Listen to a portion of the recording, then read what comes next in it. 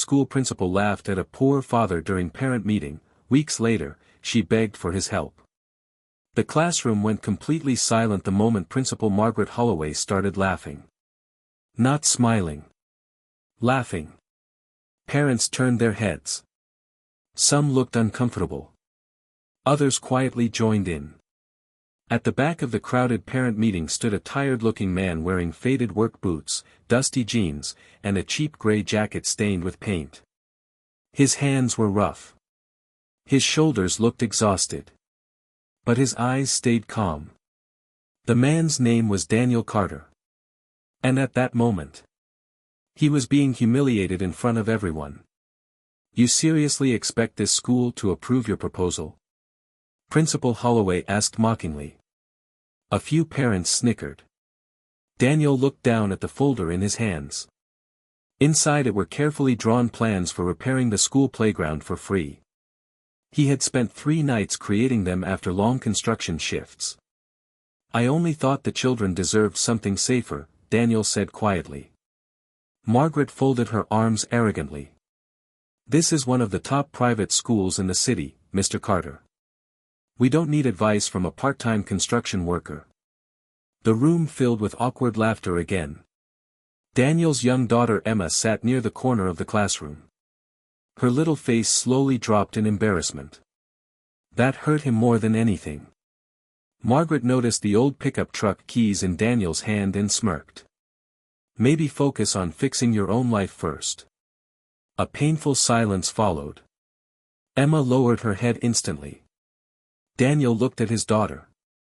Then calmly picked up his folder. "I understand," he said softly. No anger. No shouting. No pride. Just quiet dignity.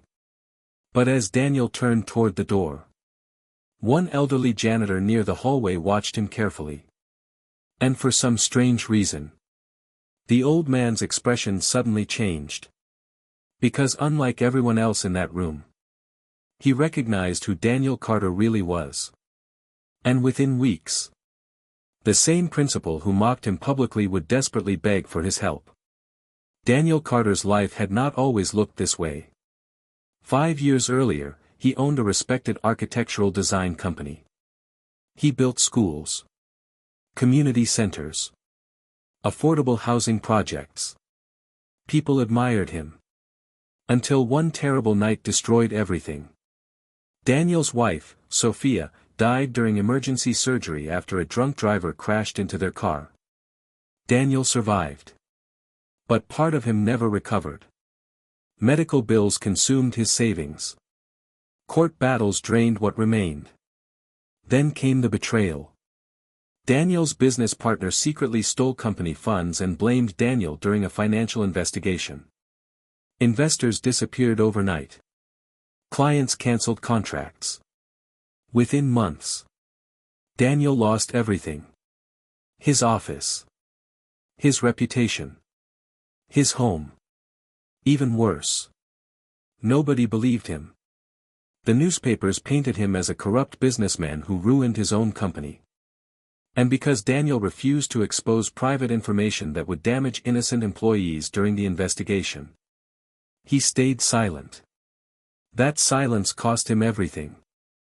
Now he worked construction jobs across the city just to survive. But every morning before sunrise, he still woke up with one purpose. Emma. His 10-year-old daughter. She was the only reason he kept going. Daniel packed her lunches carefully every morning. Braided her hair badly but lovingly. Walked her to school before taking buses across town to construction sites. And every night, after exhausting 12-hour shifts, he helped her with homework by candlelight when electricity bills became too expensive. Yet somehow, Daniel still smiled around her. He never wanted Emma to feel poor. One rainy afternoon, Daniel noticed Emma secretly staring through a bakery window after school. Chocolate birthday cakes rotated slowly behind the glass. Daniel checked his wallet quietly. $7. That was all he had until payday. Emma immediately forced a smile. It's okay, Dad. I don't really want cake. But Daniel saw the disappointment in her eyes. That night, after Emma fell asleep, Daniel skipped dinner and worked extra hours unloading cement trucks. At 1 a.m., exhausted and covered in dust, he finally walked back home carrying a tiny chocolate cupcake with one candle. The next morning, Emma woke up to find it beside her bed. A handwritten note rested next to it. To my favorite girl in the world. Happy birthday. Love, Dad. Emma cried quietly while holding it. And outside the bedroom door, Daniel sat silently against the wall, pretending not to hear. At school, Emma struggled constantly because of their financial situation. Other children wore expensive uniforms and carried new tablets. Emma reused old notebooks carefully. Some students mocked her shoes. Others whispered about her father being the broke construction guy. But Emma never complained. Because she knew how hard Daniel worked. One afternoon, Emma overheard two teachers speaking in the hallway. That principal was harsh, one whispered. Well, the other replied, people say Daniel Carter used to be involved in financial fraud. Emma froze. Her heart dropped instantly. That night she finally asked him. Dad, did you really steal money before? Daniel stopped washing dishes. For several seconds, he said nothing. Then he slowly knelt beside her. No, he answered gently. Then why didn't you fight back? Daniel smiled sadly. Sometimes protecting good people costs you everything. Emma didn't fully understand then. But years later, she would never forget those words. Meanwhile, Principal Margaret Holloway continued humiliating Daniel whenever she could.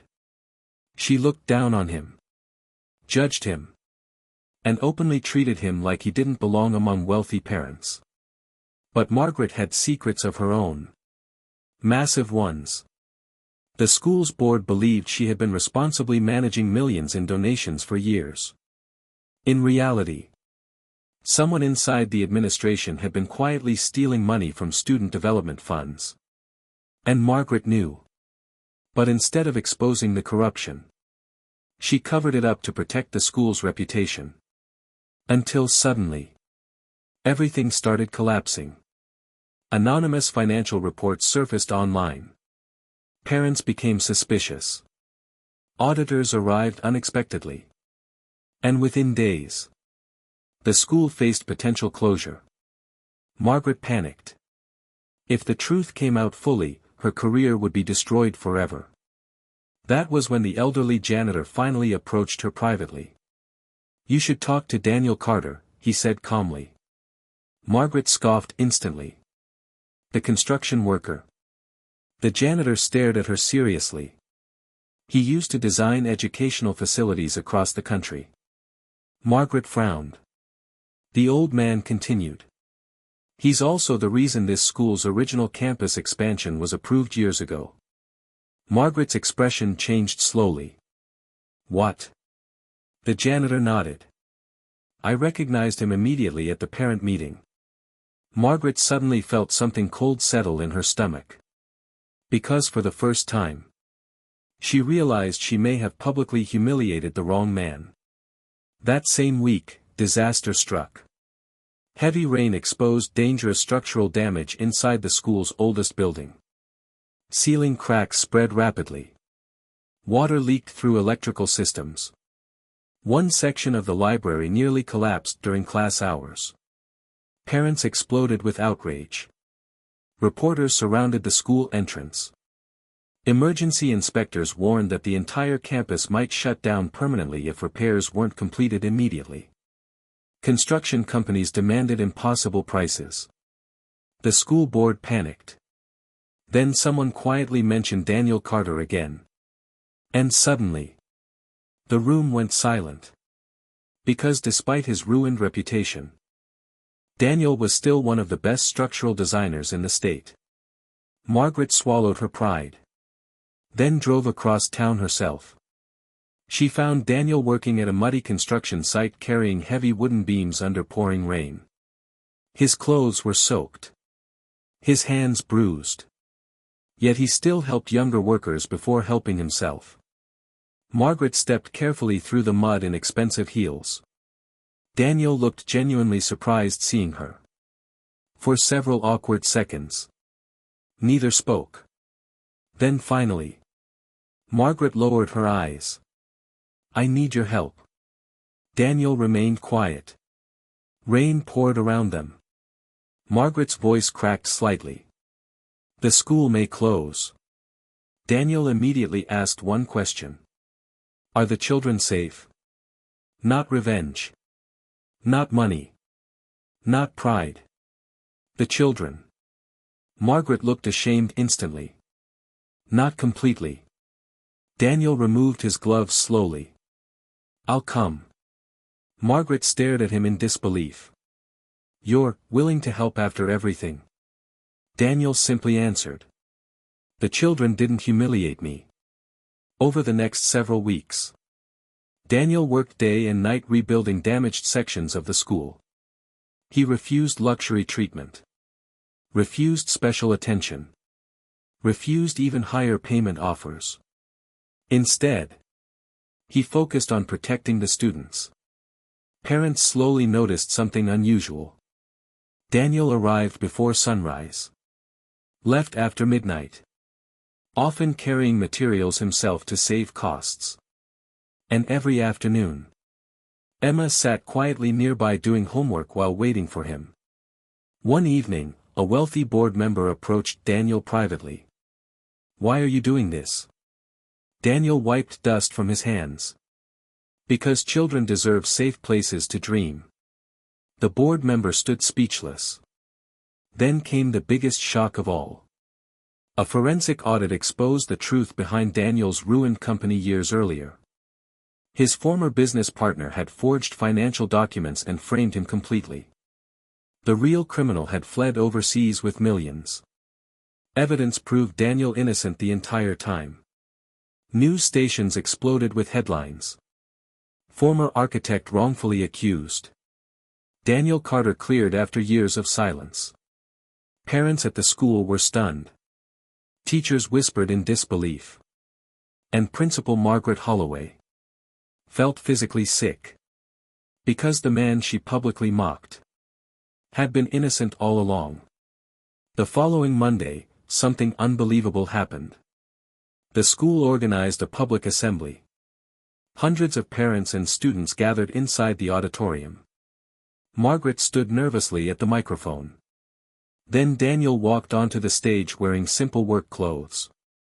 The same clothes people once judged him for. Margaret's hands trembled. And in front of everyone, the proud principal finally said the words nobody expected. "I was wrong." The room became silent instantly. Margaret looked directly at Daniel. "I judged a man's value by his appearance and his financial situation." Tears filled her eyes. "But this man showed more integrity, humility, and kindness than anyone I've ever met." Parents slowly began clapping. Then louder. And louder. Until the entire auditorium stood on their feet. Daniel looked overwhelmed. Emma sat in the front row crying proudly. But what happened next touched everyone even more. Daniel gently took the microphone. And instead of embarrassing Margaret, he protected her dignity. "We all make mistakes," he said calmly. "What matters is what we choose afterward." The room fell silent again. Because everyone expected revenge. But Daniel chose grace instead.